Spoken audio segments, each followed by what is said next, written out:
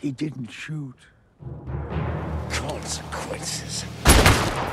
I have rarely experienced goosebumps simply by the lead character of an action movie being described, but that's the magic of John Wick, the legendary Baba Yaga of the assassin world. The combination of a good story, Keanu Reeves, and a no-nonsense action-packed narrative has ensured back-to-back hits in the franchise, and now we're all set for the 5th film in the series, Ballerina, which is a spin-off between the events of John Wick Chapter 3, Parabellum, and John Wick Chapter 4. Before we get to see the Ana de Armas starer in all its glory, it's time for a quick recap of the entire storyline of the franchise. In this video, we'll revisit the previous movies, important events, and the rules that bind the series together. But before we go into our explanation, we have a very small request. If you like our content, please support us by subscribing to our channel. This is a small click for you, but for us it means a lot. Thank you. Let's begin. I once saw him kill 3 men in a bar with a pencil. How did it all begin for John Wick in the first movie? Why does a retired assassin return to action? The year is 2014, and we're treated with the beginning of what is possibly among the greatest action franchises ever created.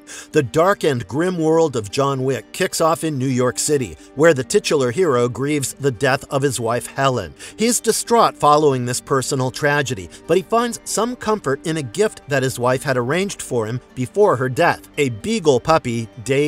It's a brief reprieve for the grieving man, but just as he starts to warm up to his new life with his four-legged buddy, tragedy strikes again. It all starts with a chance encounter with a few Russian gangsters led by Yosef Tarasov at a gas station. He offers to buy John Wick's 1969 Boss 429 Mustang and his dog, but John refuses the offer despite the subtle intimidation. However, Yosef has his eyes set on the car, and that very night he breaks into John's home as he's sleeping. He's caught surprised and brutally assaulted, but what Yosef and his gang do next make them some of the most hated characters in cinematic history. They kill the puppy as a subdued John Wick watches helplessly, and Yosef and his men get away with John's car. This, my friend, is the moment that the sleeping giant is awakened, and what follows is a long line of blood-soaked vengeance that takes the criminal world by storm.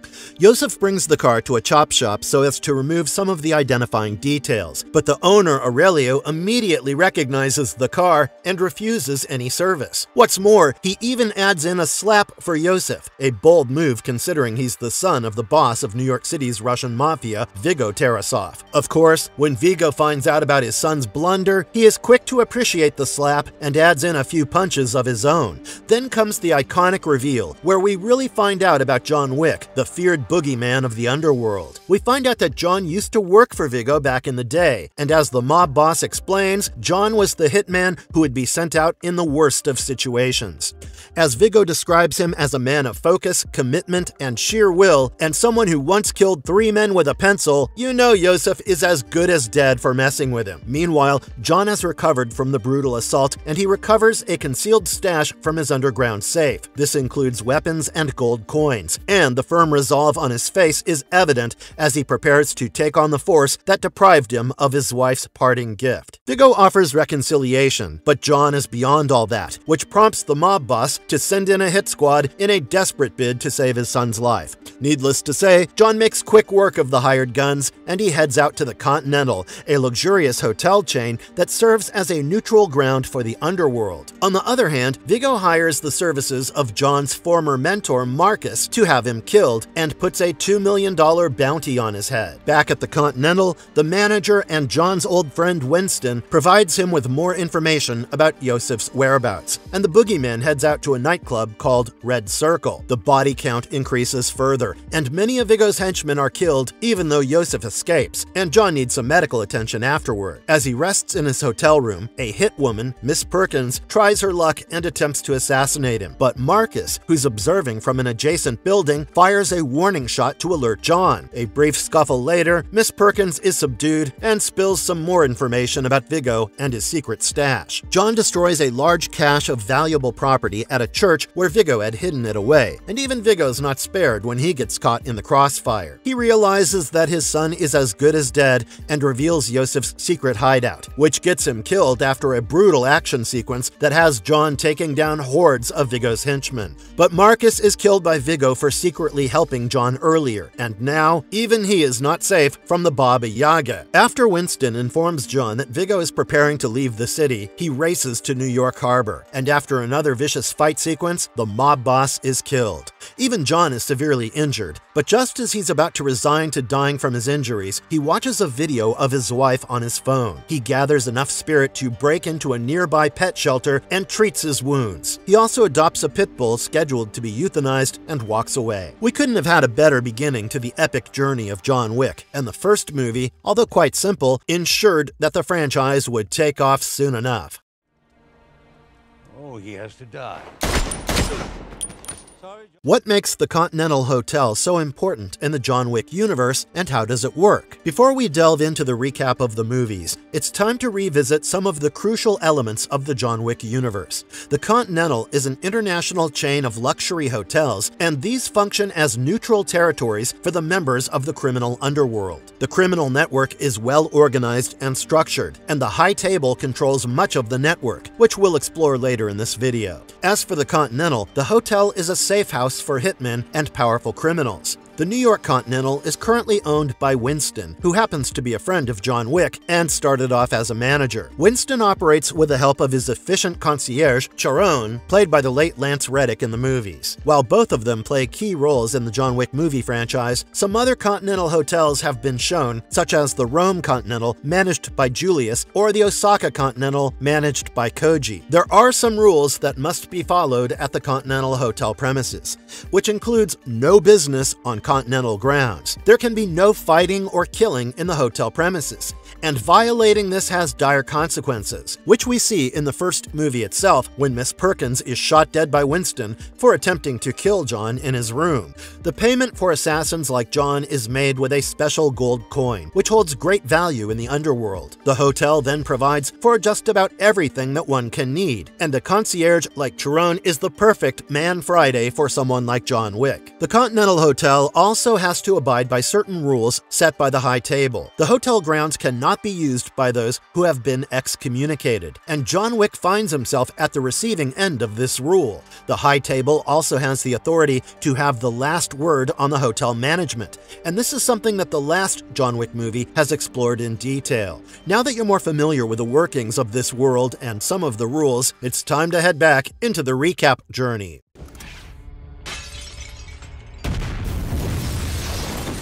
What extends John Wick's brief comeback from retirement in John Wick Chapter 2? You would think that John Wick would settle into his happily ever after following the events of the first movie, but fate has other things planned for the seasoned assassin. John Wick Chapter 2 starts off with an extension of the first movie, where John infiltrates the den of Abram Tarasov, who is Viggo's brother, and several of his henchmen fall at John's hands. When John finally comes face to face with Abram, the latter is spared on the promise of peace, and John recovers his beloved car and returns home in an attempt to restart his peaceful life. However, John Wick gets a surprise visit from Santino D'Antonio, the Kimura crime boss, and he wants to take advantage of John's brief return from retirement. He seeks the services of the famed Boogeyman, and John cannot refuse the order because he's bound by a marker with Santino, which is a medallion that symbolizes a blood oath. It turns out that Santino had helped him to fulfill the impossible task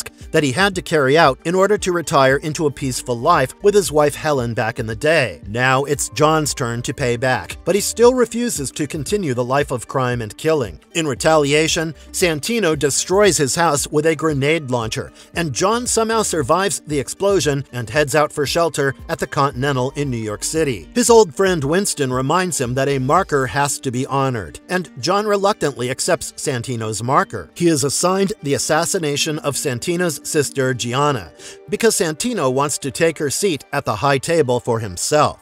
The High Table is a council of 12 high-level crime bosses, and they have the last word in the underworld. John heads out to Rome, and he finds Gianna in the middle of her coronation. He seeks her out in her dressing room, and Gianna is rather graceful about the fact that she will be killed. She chooses to go out on her own terms and slits her wrists, and John shoots her in the head to end her suffering. Now, Santino's marker is fulfilled, but it's the beginning of a long cat-and-mouse game with the High Table that John Wick finds himself in. Gianna's trusted bodyguard, Cassian, seeks him out for revenge, and he is attacked as he is fleeing after the job is done. Meanwhile, Santino has also sent his mute bodyguard, Ares, to eliminate John Wick after the hit job so that there are no loose ends, and Santino's sinister act of betrayal is never out in the open. John withstands multiple attacks from Cassian and Ares and their henchmen, and an epic duel with Cassian leads them into the Rome Continental, where they're stopped from fighting further because of the Continental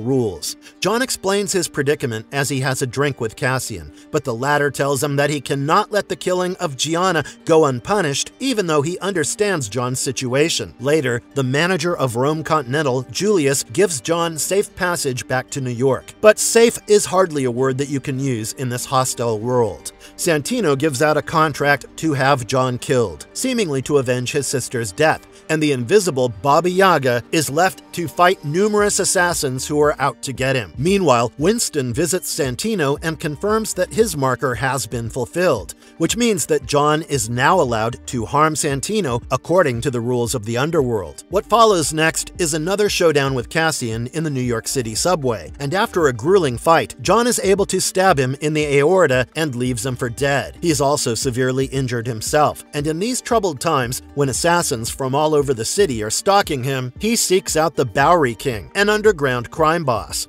He is intrigued by John's resolve to kill Santino, now a member of the High Table, and he arms him with a Kimber M1911 pistol and bullets. He also directs him to an art museum where Santino will be found, and John takes out most of his henchmen in this attack, including his bodyguard Ares. Santino barely escapes and reaches the Continental, and when John tracks him down at the hotel, he boasts of an indefinite sanctuary inside the premises. Winston calls for restraint, but John is beyond all that by now and shoots Santino dead, breaking a crucial rule of the Continental. The next day, Winston meets John and explains that the bounty on his head has been doubled, and Winston is forced to declare John excommunicado because of his act of assassination on Continental grounds. However, because of their valuable friendship, Winston gives him a head start of 1 hour and even provides him with a marker for future use. John leaves after sounding a warning for all the killers who will be out to hunt him down, and the movie ends as he is formally declared excommunicado. Hundreds of phones around him start ringing, potentially alerting all the assassins, and John starts to run in order to find a safe start. Whoever it is, I'll kill them. I'll kill them all. What is the price of messing with the High Table and the rigorous rules of the underworld? How does John Wick Chapter 3 Parabellum continue the saga? We've already discussed how the High Table functions with a council of 12 crime lords, and this is effectively the governing body that has authority over the entire underworld. It's considered the ultimate voice of the underworld, and feared and respected by all, including the likes of John Wick and Winston. From what we've seen in the movies, the High Table exerts a strong influence on the politicians, cops, and bureaucrats around the world, and their business goes on like a well-oiled machine. The High Table is led by the Elder, who lives in the deserts of Morocco. When John unwittingly breaks a crucial rule set by the High Table, he finds himself on the wrong side of its justice, and the third movie in the franchise is all about his ruthless stand against the entire organization. John Wick Chapter 3 Parabellum picks up from where the second movie left off, and John Wick is on the run after being declared excommunicado for the killing of a High Table member, Santino, on Continental premises. John makes use of the 1-hour window given to him by Winston, and he heads to the New York Public Library to retrieve a marker medallion and a rosary. He is attacked by an assassin who wants to claim the bounty on his head, and even though he wards off the attack, he is injured and needs medical attention. He seeks out an old acquaintance who happens to be a doctor in the underworld, and he's barely able to patch up his wounds before the hour is up and his status is activated officially. All hell breaks loose as numerous assassins attack him, and the body count increases drastically. Realizing Realizing the seriousness of the situation, John finds the head of the Riscaroma crime syndicate, the director, and presents a rosary that allows him to demand a safe passage to Casablanca. The director reluctantly agrees, mainly because John was once a member of the syndicate. Also, this is where we learn that John Wick's birth name was Jardani Jovanovich. On the other hand, a high-table adjudicator is out to deliver justice to those who had helped John, including Winston and Bowery King. They're ordered to resign from their positions within 7 days, and the adjudicator also employs the services of a Japanese assassin named Zero. The director is punished for helping John Wick and stabbed through both her hands by Zero. Meanwhile, John meets Sophia in Casablanca, and Halle Berry is a sight for sore eyes amidst all this violence. It's revealed that John has a marker on Sophia because he had once helped in rescuing her daughter against impossible odds. He demands to be directed to the elder who presides over the high table so that he can discuss the terms to revoke his excommunicado status. Sophia is not too happy about John involving her in such affairs, but she helps out nonetheless and takes him to her former boss, Barada, who knows the elder's whereabouts. Barada states that the elder can only be found by wandering into the desert until one can walk no further, and it's a perilous journey that John must undertake. However, things take a turn when Barada demands one of Sophia's trained Belgian Malinois dogs, and when he is refused, he shoots the dog, which is luckily saved by its bulletproof vest. A fight follows as Sophia and John take down Barada's henchmen, and it's a sight to savor as Keanu Reeves and Halle Berry show off their action skills. Finally, Sophia guides John into the desert and leaves him there, fulfilling his ask. After a grueling walk, John collapses in the desert and he's brought before the elder. On the other hand, the adjudicator and Zero confront the Bowery King after 7 days, and when he refuses to step down from his position, his men are slaughtered as Zero slashes him 7 times with a sword. Back at the elder's table, John pleads for a reprieve, and the elder agrees to forgive him under the condition that he will kill Winston and remain loyal to the high table for the rest of his life. John even severs his ring finger to show his fealty and hands over his prized wedding ring to the elder. When he returns to New York, John is immediately attacked by Zero and his students before he can reach the Continental. Also, Winston refuses to abdicate just like the Bowery King, and when John refuses to kill him, the neutral status of the Continental New York is revoked. An army of armed and armored high-table enforcers are sent to kill John and Winston, and what follows next is possibly one of the best gunfight sequences of the franchise as John and Chiron engage the men in a fierce encounter. Eventually, they're all killed, and an intense climactic duel with Zero sees John defeating him as well. Just when you think it's all over, a dramatic twist takes you by surprise toward the end of the movie. On the roof of the Continental, the adjudicator agrees to parley with Winston after the latter offers his allegiance to the high table. When John arrives, he is shot by Winston and falls to the street below. Only because he's as durable and sturdy as he is, John survives the fall and he is secretly delivered to the Bowery King, who has now taken up in an underground bunker. The two decide to join hands against the high table, and the stakes are even higher for the 4th John Wick movie. This is your blood. How does a marker work in the John Wick universe? The marker has a key role in the entire John Wick storyline, and this blood oath is more than just a random promise. It is formally recognized as something that binds two people, and as Santino remarks in the second movie, for a man to grant a marker to another is to bind a soul to a blood oath. A marker is a small round metal object, which indicates a debt of a blood oath between two individuals, and once you open the marker, you will find a divided surface. The debtor presses a bloody thumbprint on one side to commit that an oath is owed, and the borrower does the same on the other side when the oath is fulfilled. The records of all markers are tracked by the Continental, and Winston supervises them himself, ensuring that there are no slip-ups. Usually, the stakes of the marker are so high that people only resort to them under extreme circumstances.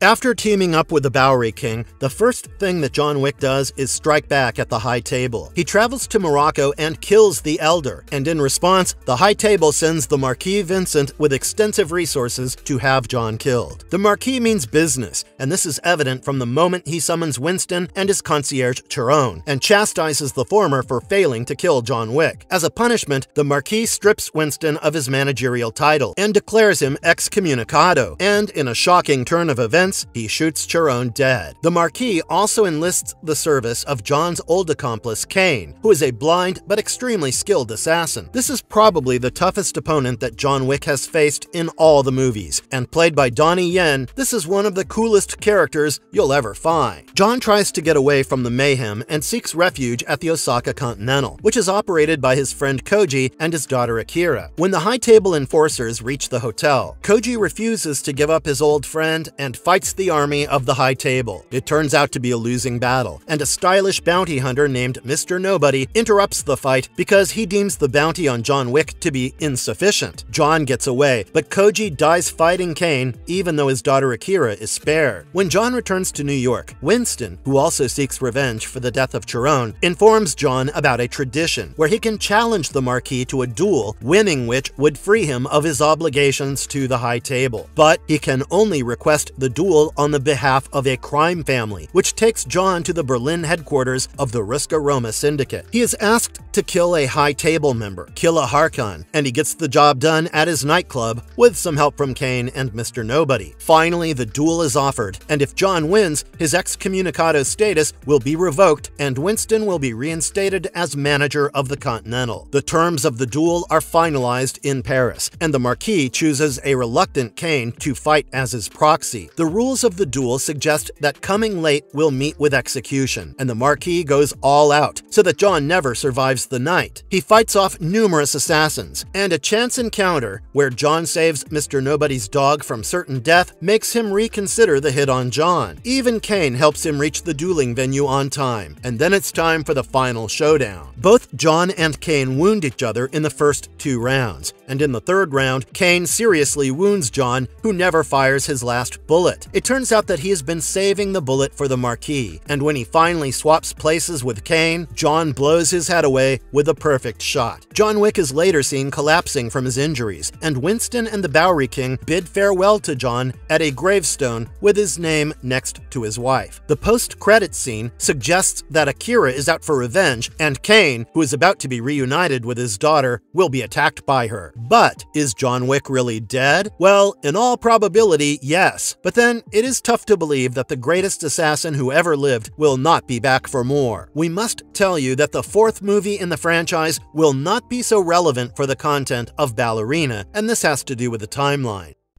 Looks like you already have. Where is Ballerina premised in the John Wick timeline, and how does her story fit into the lore? The much-awaited upcoming addition to the John Wick franchise is actually a spin-off project featuring Ana de Armas in the lead role, and the narrative is premised between the events of John Wick Chapter 3 and John Wick Chapter 4. Basically, it's set after John and the Bowery King are in open defiance of the High Table, and it's been reported that Keanu Reeves reprises his role in this movie. Even Chiron, played by Lance Reddick, will be seen in this film one last time, and it all makes sense because of the timeline, since John seemingly dies at the end of the 4th movie, and Chiron is also killed during the events of this film. Ballerina will be all about the story of a ballerina assassin, one among the many we saw training in the 3rd movie, in the sequence where John meets the director. It's going to be another revenge story, as Eve Macaro, the ballerina assassin, is out to get her revenge on those responsible for her father's death. It will be interesting to see how the likes of John Wick and Winston feature in her story, but if the early signs are an indication, we are all set for yet another action-packed entertainer. Marvelous verdict. A mouth-watering prospect to see John Wick in action. I have to admit, I am far more excited to see John Wick fighting it out one more time than watching the actual story featuring the ballerina assassin. The combination of John, Winston, and Chiron is nothing short of magical, and to see them together one more time is simply too good to be true. If the story is handled right, we expect a strong extension to the John Wick lore and a continuation of the franchise, hopefully in the right hands. Do let us know in the comments below what you think of the upcoming movie, and also share with us your personal favorite moments from this recap. And if you liked our content, don't forget to leave a like and subscribe to us if you haven't already. Have a good one and be safe. Thanks everyone.